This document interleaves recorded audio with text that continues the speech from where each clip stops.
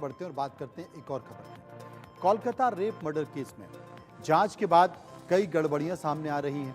अब ये कयास लगाए जा रहे हैं कि बंगाल के सरकारी अस्पतालों में कई शवगृह में भ्रष्टाचार का अड्डा बना हुआ है। सीबीआई की शुरुआती जांच में ये संकेत मिले हैं कि पिछले 7 साल में मुर्दों के अंग बेचकर कम से कम 200 करोड़ का भ्रष्टाचार किया गया है।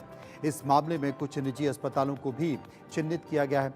अंगों की तस्करी राज्य के साथ बांग्लादेश में भी की जा रही है।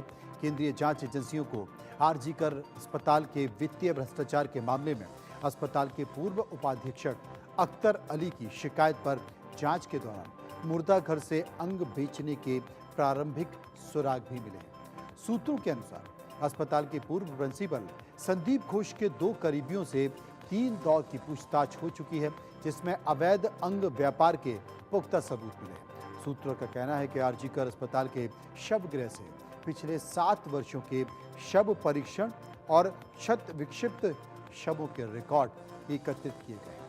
सूत्रों में दावा किया गया है कि रिकॉर्ड में कुछ गड़बड़ी भी पाई गई है।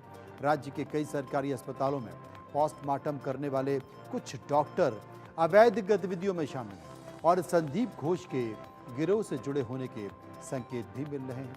जांचकर्ताओं का दावा है कि विभिन्न सरकारी अस्पतालों के मुर्दाघरों में अज्ञात व्यक्तियों के शवों से अंगों को निकाल लिया गया और एक अंग की कीमत कम से कम 4 से 8 लाख रुपए रखी जाती थी। कोलकाता रेप मर्डर केस में कुछ अपडेट की अगर बात करें तो सीबीआई के अधिकारियों ने गुरुवार को आरजी कर अस्पताल की प्रशिक्षु महिला चिकित्सक के साथ हुई दरिंदगी के मामले में तृणमूल कांग्रेस के विधायक सुदीप्तो रॉय से उनके कोलकाता के सिथी स्थित आवास पर पूछताछ की है।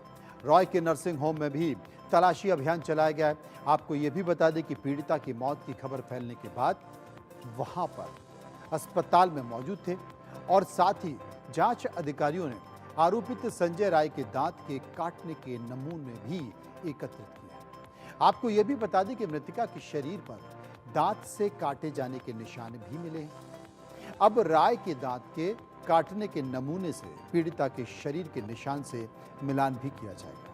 आरजी कर अस्पताल में वित्तीय अनियमितताओं के मामले में ईडी के अधिकारियों ने भी गुरुवार को अस्पताल के पूर्व प्रिंसिपल संदीप घोष के पैतृक आवास समेत 3 स्थानों पर छापेमारी की है। जिन 3 स्थानों पर छापेमारी और तलाशी अभियान चलाया गया उनमें न्यू टाउन में घोष का पैतृक आवास, टाला में घोष के करीबी चंदन लोक आवास और कालिंदी में एक केमिस्ट और ड्रगिस्ट का दुकान शामिल है। इसके साथ साथ अधिकारियों ने कुछ दस्तावेज भी जब्त किए।